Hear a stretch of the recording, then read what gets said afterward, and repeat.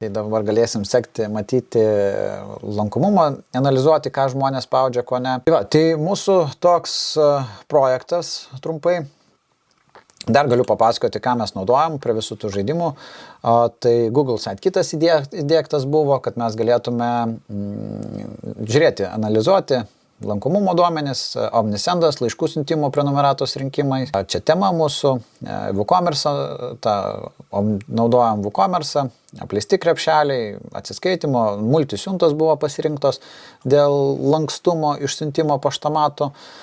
Toliau dar keletą tokių dažniausiai perkami kartu, sudėliojami, naudojam mokėjimo sistema parinkta, įdiegta ir šitą, kas irgi nesiniai pradėjau naudoti, Clarify. Tai dabar galėsim sekti, matyti lankomumą, analizuoti, ką žmonės spaudžia, ko ne.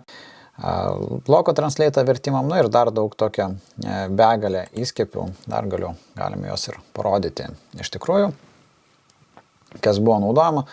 Irgi automatinis vertimas sudėktas, nes turinio nėra kažko tokio, kad nereikėtų kurti kiekvieno atskiro ir Google'as tame visai neblogai daro, tai stengtas išlaikyti. Ir Word Defense'as įdėktas bent jau tokiai pirminiai minimaliai